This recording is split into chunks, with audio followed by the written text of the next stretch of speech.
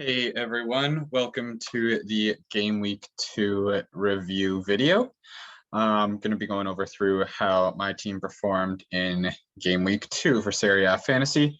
And it wasn't an amazing week by any means, but I'd say it was definitely better than Week 1. Week 1 did not go very well at all.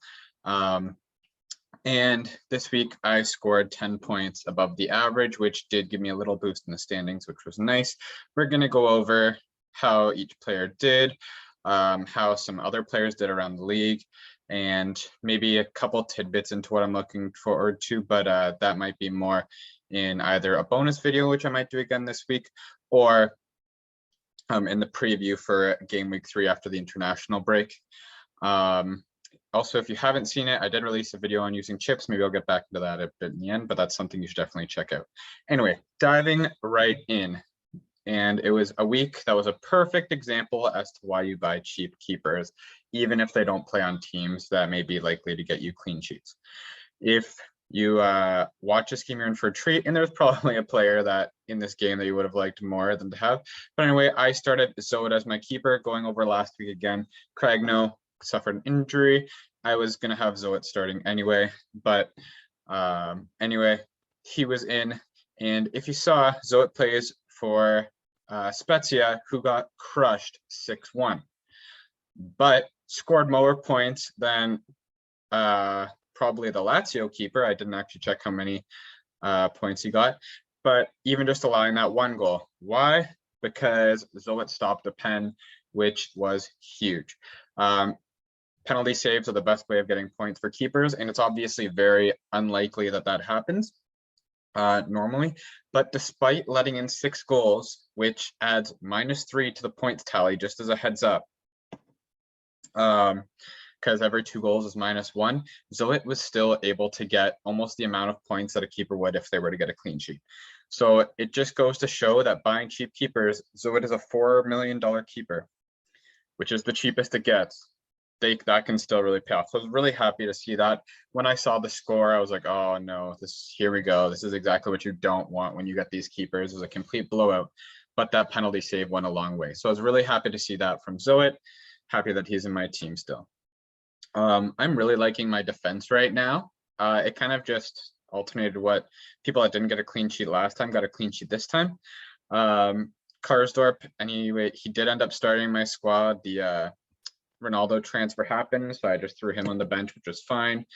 Wasn't a big deal having him sit on my bench. I'm right that I'm taking a $0.1 million hit on him, but that'll be okay for now.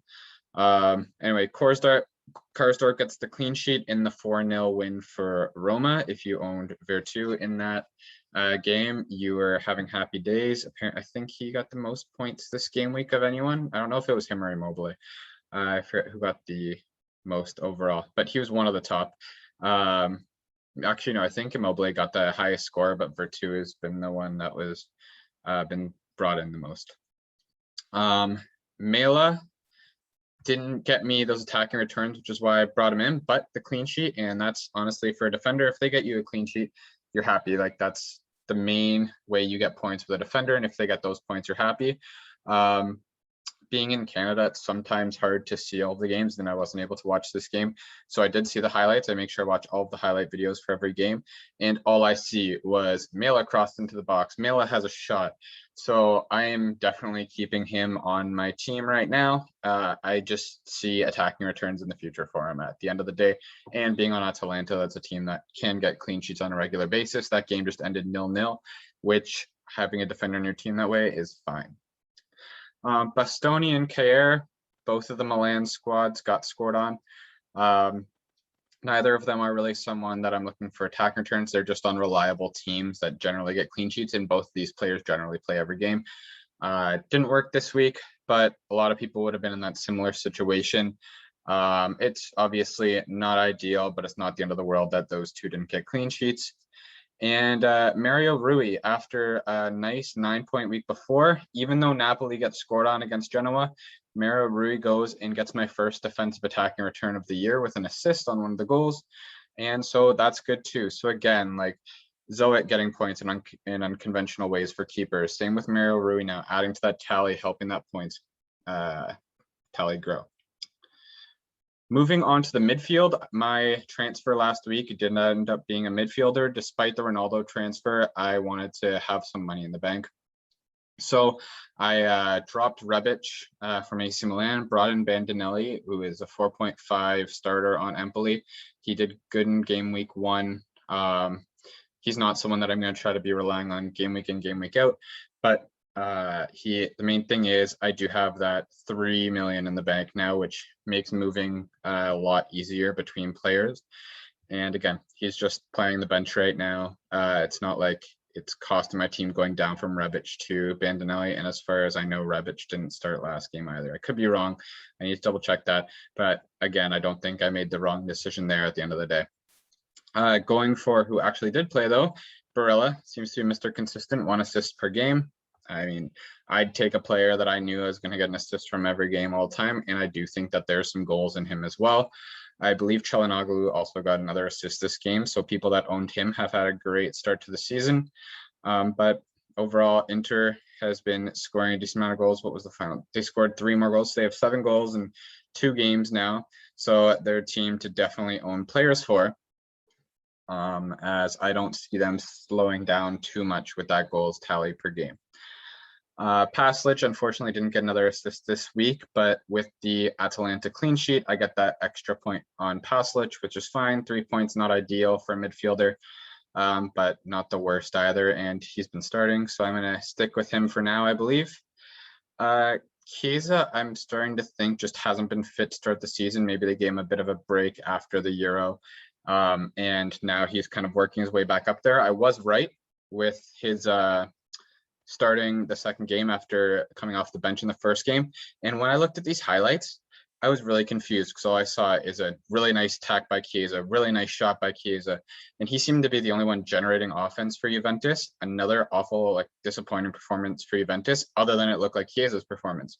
And then he got subbed with like 20, 30 minutes to go. So he didn't get any attacking returns, although he could have had 2 goals. Definitely sticking with him. And I hope as game week continue to go forward, he's just going to be getting more time in these games, and it's just a matter of time before the floodgates open with him. So I'm happy with Chiesa right now, despite the lack of returns so far. Unfortunately, another poor captain choice, as you're going to see after the next player. There was definitely one player I should have captained over the other. Dzeko, no attacking returns, just played most of the game. And he just gets me 4 points at the end of the day, which is unlucky. You really want to try to get returns when you're picking your captain, but at least it wasn't 0 this week. So small victories, I guess, but not the person that I should have had the armband on this week. Didn't really matter who ended up taking the double points, either Dzeko or Chiesa. I would have ended up with 4 points on my captain regardless. But my heavy hitter for the week was Olivier Giroud. After not looking that great in game week 1, Giroud came back and scored the final 2 goals for Milan. One of them was a penalty, which was really good to see because obviously that means for now, at least until Ibrahimovic comes back, looks like Giroud will be the penalty taker, and having penalty takers is huge in fantasy. That's just, there's an opportunity that has a very high percentage for the attacker against the goalie generally. So it is, and so you want a player that you own to be in that role, because more often than not, they're going to finish it. Okay, so that is where most of my points came from the field. Bandinelli and Lopez, both players played at least 60 minutes. Their team got clean sheets, but that was it. Everyone, I think the whole soccer world, whether Serie A or anywhere else, knows about the Ronaldo transfer to Man United. He will be looking to get out of my team very shortly. There is, and I'll talk about it in the preview video, but there is a chance that he ends up in my squad for 1 more week. I'd explain that reasoning later on. It has just to do with the order in which I want to do transfers. The only thing is, if his price does keep going down, then I got to get rid of him this week. And with an international window on, his price might drop quick. So that is just something to know. We are now into the international window, meaning there will be a larger break between the games. So we have a lot of time to make decisions. Do not pull trigger on transfers too quickly. You never know what players might get injured playing for their country, show a lot of promise and start a hot streak or anything like that, potentially go somewhere that's red listed and have to quarantine for 14 days, and then you're missing that player for 2 weeks. So these are all things you want to be thinking of this week when making your transfers. You let me know if you're planning on using your shuffle this week. I'd love to see what kind of shuffle or wildcard teams people are coming up with. And yeah, if you have any comments on what you think I should have done based on what I did and how that could have better reflected my score. And I know one thing that I did think of at one point and did not pull the trigger on that I kind of regret now is just going Ronaldo to Immobile, because as we know, Immobile got a hat trick against Spezia this weekend. I think it was 2 goals from open play and a penalty. And yeah, anyone that had Immobile was having happy days. And maybe, and especially, I bet a lot of people that had Immobile probably captained him too. And I believe you got 17 points if you didn't captain him, or a whopping 34 if you did. So that would be really good. Congrats to anyone who owned Immobile, and even more so if you captained him this past week. My thoughts going forward, and I'll just do it very briefly because I think this is something I'd rather talk about in a preview video. But remember, and if you want it, still let me know that you subscribed, and I'll find a way to send it to you. But I do have my little FDR, or the fixtures, upcoming for every team. I'm looking strongly at Napoli players right now, which is partially why we might not see the transfer out of Ronaldo this week, because they have a really nice run of fixtures coming up, like all the way till game week 12. So just something to be mindful of. So there are some players on there that I'm looking at. Also, a player that's, if you have a transfer to burn or something, it's not even to burn, it's to improve your squad, and you probably want to find, you could probably find some value in it, is taking a look at Udinese defender Molina. He has been playing in the midfield for them, got a goal in this past game, and there's potential for a lot of clean sheet points. They're 2 at 4.5 million. He is a player that I'm going to be looking at. I really like my defense right now, and that's why I don't know which one I'd get rid of. I would probably definitely not get rid of Mario Rui or Mela. Probably not Karsdorp either. It would probably be either between Bastoni and Kjaer. And that would be a tough decision just because I like my entire defense right now. So it just might come down to who has the worst fixtures at that time. But that is also someone on my watch list there. So couple players to look out for is look for some Napoli players that might have some nice fixtures coming up, as well as Molina from Udinese. Worth checking it out, even if you don't do it, just to have them on your radar. And if you go to an app that I use called FootMob, they kind of show the formation where everyone slides in for every game, and it really shows Molina playing more of a winger role or right midfield role rather than a actual defensive position, just like Mela does, which is why they have that potential for not only clean sheet returns, but also attacking returns. There's I think a valuable piece of information for you to get. Other than that, Venezia proves to still be a very weak team after losing up a man for most of the game last week. They got shut out again against Udinese, who is even a weaker team. Juventus, absolutely disappointing, losing 1-0 to Empoli. I'm quite frustrated as a Juventus fan right now, but I'm still having fun fantasy-wise, and that's the point of this channel, so I'm not going to talk too much to that. Roma looked very strong. Tammy Abraham making a good start to the season. A forward, if you're looking to make a forward transfer, maybe another one to look at. Milan versus Cagliari. Milan's looking pretty dominant right now. Napoli, I thought they would have done a little better against Genoa, especially after showing how strong they were to fight back with 10 men against Valencia. But I am looking forward to them, and I don't know if it's settled yet. Maybe leave me a comment below if you have heard, because I tried looking it up and I can't really find any update. But I do know Napoli has appealed, or was at least looking to appeal, Osimhen's 2-match ban for the red card in game week 1. He's someone that I'm looking at for sure, but it's just awkward to try to bring him in this week. I think he's a good option based on the fact that he's dropped 0.3 million in price. Could be going down more, but the fixtures for Napoli coming up are so good that if that 1-match ban does get reversed, then I'd say it'd be worth bringing him in. Also, the fact that he does play Juve in the next match, even if you want to bring him in and bench him, like most people would probably bench. And I saying this, you might think I'm biased saying that they're a good team, because obviously they haven't been a good team so far. Generally, Juventus would be thought as a good team and someone that you don't necessarily want a striker going up against. But if Juventus keeps playing like that, that might be actually a really good fixture to have Osimhen on. So if you hear about anything in regards to Osimhen's suspension, whether it be 1 or 2 games, drop me a comment below or send me a message either on Twitter or something, because I'd love to do that and I'd help generate that news to the public as well. Okay. Other than that, we'll take a quick look at overall results that happened on the fantasy site on Fantalive Serie A. We have, so the average score is 45, which is why I actually had a really nice jump up the rankings. I'll go to leagues in a sec. Abrella actually looks like he was the most captain player. I mean, it makes sense. He had a good fixture, but I would just think that more of a true striker would have that, like a Dzeko or Laturo. I actually thought was on his way out, but it looks like he started last game and might still be in the squad then. A lot of people still selling Chiesa. I think that's a bad move. Obviously, Ronaldo, Osimhen makes sense. Zaniolo after those. These might still actually be carrying over from game week 1. I don't know if that's updated or not.